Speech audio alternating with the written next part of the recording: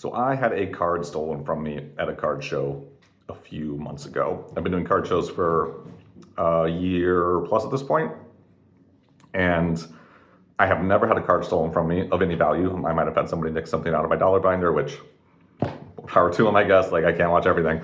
But this was the first card of consequence that I've had swiped from my table. It was a $500 One Piece card. I'm going to tell you why it doesn't matter right now. So my name is Michael. I run Fable and Table Games.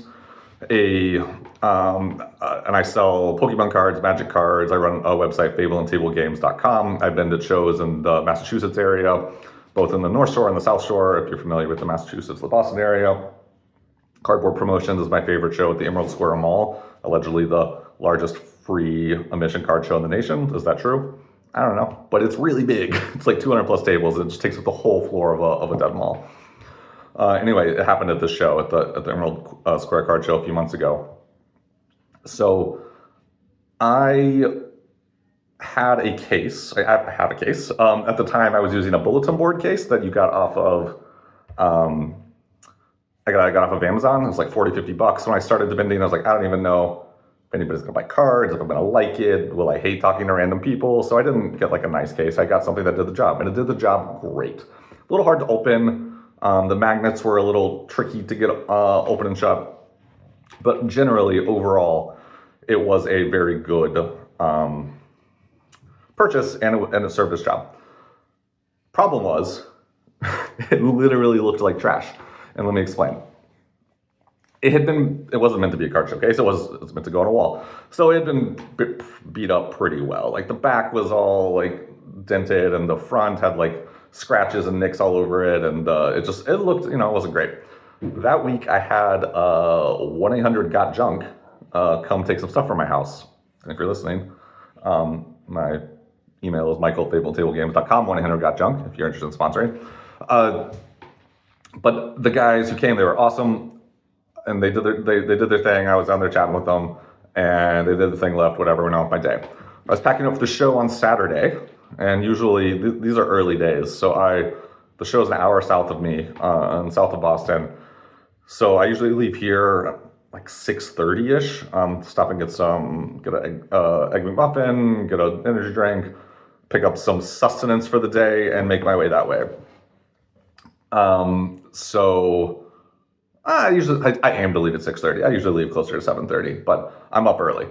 So I'm packing up, and I'm getting ready to go, and I'm like putting everything in the car, I'm loading it in.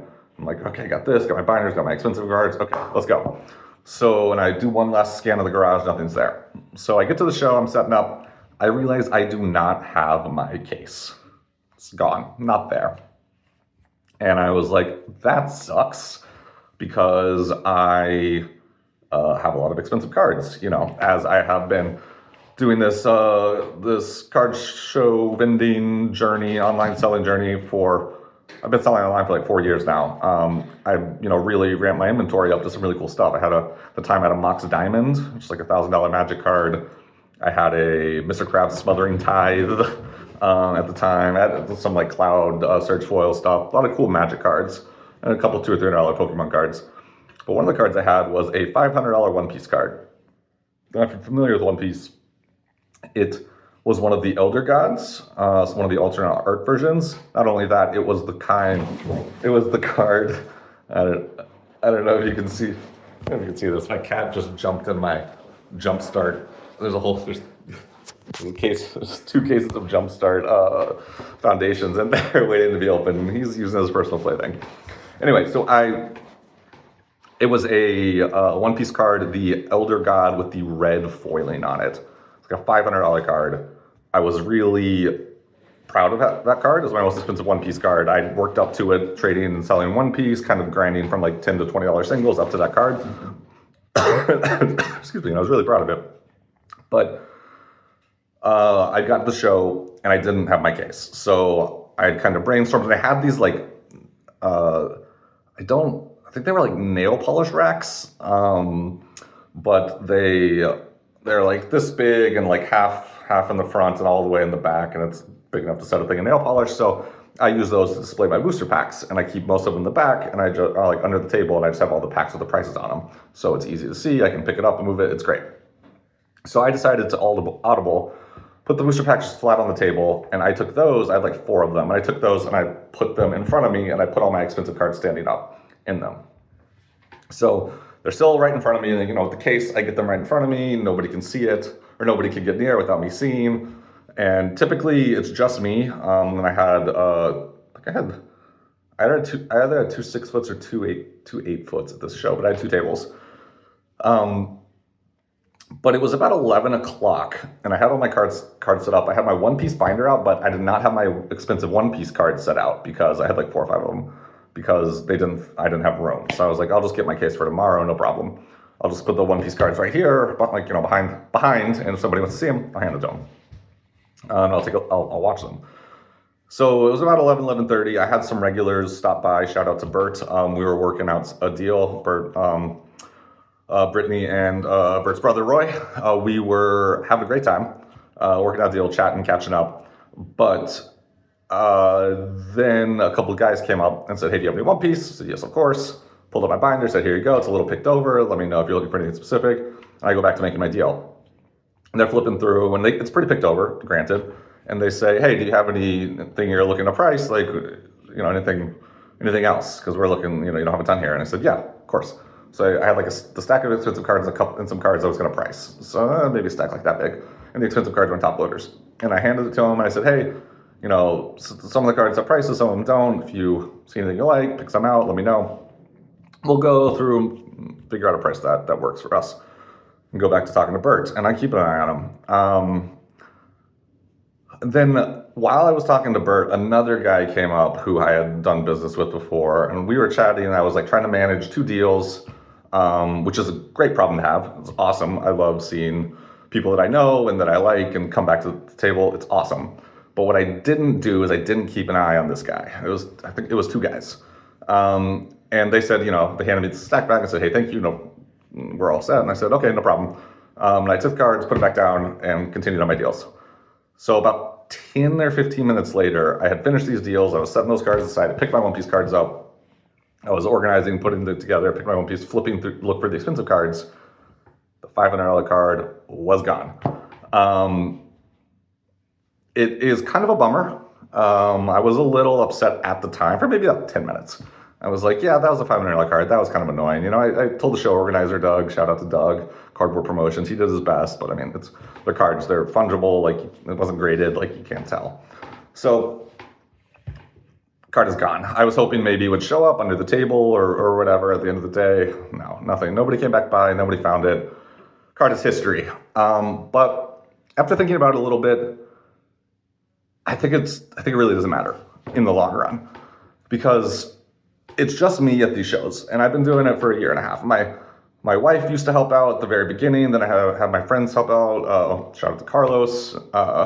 He and Samuel, they help out a lot, and it was awesome.